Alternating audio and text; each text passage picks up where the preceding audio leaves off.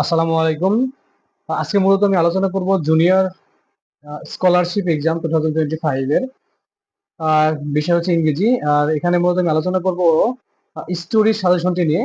এখানে আমি বেশ কয়েকটি স্টোরি লিখে রেখেছি।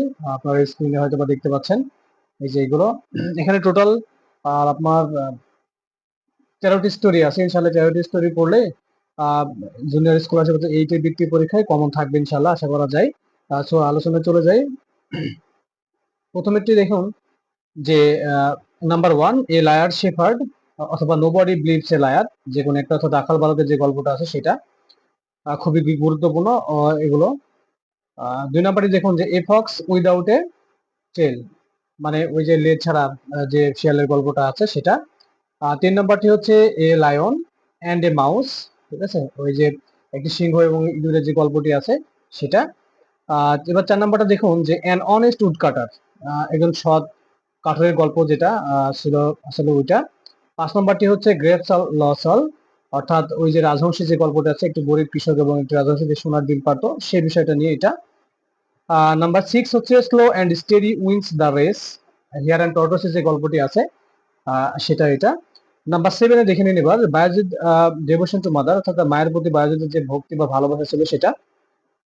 নাম্বার এইট, এ থাস্টিকো, একটি তৃষ্ণার্ত কাক। আমরা এই গল্পটি সবাই জানি, যে কাক কিভাবে পাথরের টুকরা ফেলে পানি পান করেছিল, সেই গল্পটা। Number nine, two rats and a monkey, দুইটা ইঁদুর এবং একটি বানর, ওদের রুটি ভাগাভাগি নিয়ে যে গল্পটা আছে সেটা মোস্ট ইম্পর্টেন্ট এটা।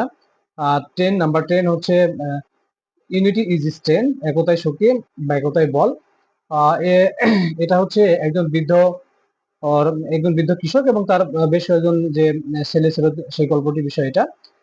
11 নম্বরটি হচ্ছে who will bell the cat, কে বিড়ালের গলায় ঘন্টিটি বাঁধবে, সেটি। 12 নম্বরটি হচ্ছে গ্রাফসেস আর সার, অর্থাৎ আঙ্গুর ফল টক, একটা শিয়ালের গল্প, যেটা যে মাথায় আঙ্গুর থাকে সে নাগাল পায় না, খেতে পারে না, সো এই বিষয়টা নিয়ে এটা।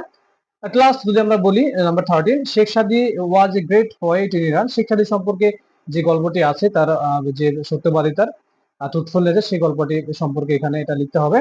এই মূলত আপনার 13টি স্টোরি এখানে আছে। 13টি স্টোরি পড়লে ইনশাল্লাহ জুনিয়র বৃত্তি পরীক্ষা, অষ্টম শ্রেণীর যে বৃত্তি পরীক্ষা, সেই বৃত্তি পরীক্ষায় কমন থাকবে, এটা আশা করা যায়। আমি পর্যায়ক্রমে আপনার প্যারাগ্রাফ, ডায়লগ, মেইল, অ্যাপ্লিকেশন, এগুলো নিয়ে আমি সাজেশন দিয়ে দেবো ইনশাল্লাহ। প্রত্যেকটি সাজেশন পেতে আপনারা ভিডিওগুলো দেখবেন আর চ্যানেলটি সাবস্ক্রাইব করে পাশে থাকবেন। আসসালামু আলাইকুম ওয়া রাহমাতুল্লাহ।